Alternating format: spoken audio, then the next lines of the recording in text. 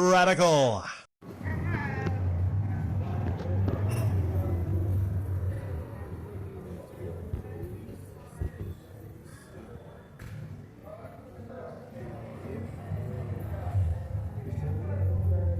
This is happiness right now. You won't experience the sadness for a couple hours, but right now, just happiness, man. If you've been following Flea Market Stories, you know recently I moved my locations from the J row to the A row. Letters can make a difference. You're like, well, J, A, what's the difference? J is a row that I was in. It was pure living hell. It was even hot in that area. I mean, it's hot everywhere because it's really hot weather now, but it was like my own personal hell. And every single weekend I was going there, I wasn't getting a lot of sales, and I kept acquiring and putting more money and time and effort into trying to make it work, but it didn't work. But now it's working. Oh, baby, it's working. We switched over from double-digit days to triple-digit days, my friends. The last 4 days have been absolute, utter bliss. Everything didn't go perfectly, but it doesn't matter. Right now, I'm in a row at the flea market where I can make a couple mistakes and it's okay. As long as I have the base framework, which is bringing physical media out there to the flea market, it's like a cheat code, man. It's like a cheat code. So, what's really awesome, and there's really many awesome things to part with before I part here. But see, I'm so happy. I'm just, when I'm giddy sometimes, I don't know. The commentary's not quite as tight. It seems like when I'm angry about something, the commentary might be a little better. I don't know why that is. Well, when I'm happy, you can tell I'm genuinely happy. I'm all over the place. A lot I could mention here, but basically, the A row is so easy on sales. Not only do you have the random people that come by that maybe buy 1 or 2 CDs or, one movie or 2 movies or something. Like somebody just randomly comes by and is like, hey, 28 days later, $4, I'll get it. That might have been a struggle on the J row just to get that particular sale. But I got a couple regulars that are big time collectors. The big time collectors are also big money for me. I'm talking about the people, when I ask them about their collections, they proudly say, oh, it's in the thousands. How many DVDs you got? About 11,000. Just casually, like, oh, got about 11,000. Hey, how many CDs you got? I think about 15,000 now. 15, not 100,000. So, chances are, you're going to have something that they want, even if it's a double of something they got. Yeah. So, the big time collectors make everything easy. But the thing about the big time collectors is, some of them might walk the whole flea market, but some just kind of come down a certain couple rows. They have a couple people that they do business with. And now being on the A row, I'm one of those people that get the big time collectors. So if somebody gets a stack of CDs like 9 or 10 or something, most people don't buy 9 or 10 CDs at their flea market unless they're a big time collector. Then it just equals more money. And when I have more money, then I can do more with my store, both in advertising, business cards, everything. Everything just links together, man. And everything is so easy on that A row. Only 2 weekends, 4 days, and I have an average of double to triple the sales. Now that's an average. I'm new on there. I don't have all my stuff set together there. I don't even have a legitimate store type put together. But I spend my daydreams dreaming about maybe, I don't think I'll ever hit a 4-digit day because I'm only there for about 5-6 hours. But what's in the realm of possibility? If I'm hitting 150 to 200 a day and I'm not even fully prepared or ready and I don't even have the best elite merchandise, because to get the elite stuff, you got to pay a little more. If I'm running half all best time movies, and then I got the best rap artist, the best rock artist, the best pop artist, multiple Michael Jackson, multiple Prince, multiple, what you hear in the background, Leonard Skinner, multiple Metallicas, if I really kind of dedicate myself to this and I get my whole system at home about cleaning and testing, which of course you hear in the background, I'm dedicated to it, I could easily hit $400-$500 days. 2 days, you're looking at $1,000, man. And it's, I mean, I don't know if that's profit or, but still, that is so amazing. Not only that, but there's just so many good things that can arise from this. Now, I will add a little bit of this to the end of this where there was a fear. There was a fear, and I'm just kind of skip over. I was going to do a commentary on breaking down, because I did a show off Saturday on breaking down the old store, but I kind of just want to move on from it. It was sad. Breaking down the store on a Thursday specifically. Well, I'll add this in here. Just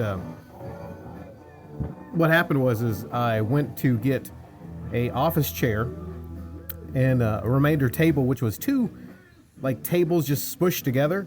I had to disassemble them to put them in the Impala, then reassemble them to put in the store. Well, what happened was I lost a little drill bit at the end of my heart drill. So I was sweating. I was most I've ever sweated in my freaking life, man. I had told the office I'm emptying out the old store. And I went in there and I thought I had the driver with the drill bit. I did not. So what I had to do is, if you have ever had to use a hand screwdriver to take out hard drilled screws, it is a freaking workout. And that workout, I don't really mind much if it's 70 degrees outside, but if it's 90 plus and I'm in a small condensed store, yeah, I had a towel with me, thankfully, but I was filling that towel up with sweat. It was crazy, but I got all the screws out. Some of them, they didn't come, so I ain't gonna lie, I had to take off a couple chips of wood from the table. I didn't want to, but I had to, because I had two screws, and pretty soon the tips of the screws, the metal was kind of shaving off a little bit. So when the metal shaves off the tip of a screwdriver and you're hand cranking it, then you only have a limited amount of time to even use it for, well, if you ever used a hand screwdriver. It was so hot, so sweaty, and I haven't gripped that screwdriver so much. The rubber handle, a lot of the rubber handle, I thought it was an ink pen, but a lot of the black rubber handle was melting off into my hand. So literally the screwdriver, parts of it, the rubber was melting. It was so freaking hot, man. But I was lucky, and I saw on the table a chair on the bottom. I flipped it over, and if you know, an office chair has 4 different screws on the bottom side. I had a flat-headed screwdriver that I didn't think much of, oh, this is worthless. I need a 4-head. But nah, it's the cool kind of screws that go all the way and extend, so you can actually use a flat blade screwdriver to actually take those out. Worked beautifully, right? And I barely had enough room in the Impala. I stress barely to fit everything in there. But I was able to thankfully do that. Otherwise, anything I leave in the store becomes property of the office. And the office chair and the dual table setup, I didn't want them to leave to the office. But I'll finish this off, like I said, by a little bit of fear that I had. I went to the office and I made a deal a couple weeks ago, eventually to get that spot on the A-row. And I thought everything was put in a computer. Well, there's the office manager and there's the office's assistant. And I talked to the assistant like she knew the plan, she knew the deal. And she said to me when I said, hey, I'm going to be going on the A-row for the next month. I'm cleaning out the other store. Right after I clean out that store and talk to her, she said, the thing about the A-row is we only do daily on there. We don't rent by the month. And I was like, oh, shit. Oh, no. I just made a deal and it was rescinded with the office, and I've got my hopes up. And I was about to freak out, man, because I just cleaned out the store. I cleaned it out, right? But thankfully, she was not the only one there. Overhearing our conversation was the person I made the deal with that was in the back office that came out. Like an angel, she came out of the back office to save the whole situation, and she held her on the shoulder, said hey, don't worry, I already made a deal with him. So I was like, thank the Lord. Thank the Lord, man. Because you know how pissed I would have been after all of this if I had to reassemble, go back into heat, reassemble, put the locks back on the door, and oh no, man. I was thinking my options like, shit, I'd almost rather stay in different spots and areas on the A-row every week and do 2 weeks ahead than go back there, because there was no going back. I was not going back to the hell. I was not. But it gets even better. It gets even better to finish this. Not only was I rescued from having to go back onto J-row, but the thing about the store is, and this is how bad of a deal that whole store situation was, I forgot I had to put down a $200 deposit almost 2 years ago to even get that store location. Had to put it down to the deposit. So he's going up the deals, and the assistant got it wrong when she said how much the A-row would be for 2 spots, because it's a double spot. They consider it two spots. How much it would be? She said $330, and now it's $20 more than I was paying in my J-row area. But of course, I'm getting double the sales, so I'm like, if I gotta pay $20 more, it's not that big of a deal. Not that big of a deal. But she got it wrong. It's actually $280. So believe it or not, it is somehow $30 less to be in an open area on the main row than a closed area on one of the shit rows. I didn't know that. I'd assumed you'd always have to pay more to be on the A row because, you get more sales, obviously, because it's right next to the road and everyone turns in and then you're the first thing they see. But it gets even better than that. Well, I mean, that's as good as it gets. I mentioned a $200 deposit. They asked me if they wanted to mail the check to my home for the $200 deposit. And then I asked, can I just use that towards the next month's of rent? Because already I was ready to pay $330 before I knew about that. And then I was ready to pay $130 after the deposit, but then they told me it would be $280, so I wound up only paying $80. I made more than $80 in one of those days. So I just used some of the money from the profits that I made from selling stuff that day and said, hey, thank you all, right?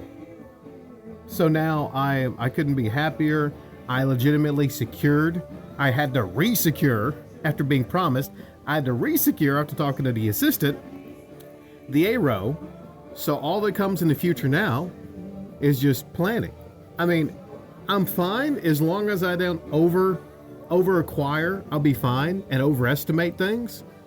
I just got me on Shop Goodwill. I just got me a 360 without a controller for like $34, but it's tested, verified, everything like that. So I think that's a pretty good deal. 360s, by the way, I wouldn't go do a separate upload on it, but have you looked at the prices of Xbox 360s? For some reason, they're going up. I mean, we all know it's an awesome system. Maybe people are just so pissed off about the current Xbox stuff, it's become more valuable to get the original Xbox and the 360. Because that's periods of time where people were so happy where their systems are. It could just be the nostalgia's hitting, so the PS3 and 360 are hitting that sweet spot that we experienced 5 years ago with the GameCube and PS2, something like that. That could be the situation. But yeah, that's what I gotta say. So happy. I don't know what I'll even title this, but it'll be something positive. After this, though, enjoy this while you can, because we got some shit to talk about. Yes, we do.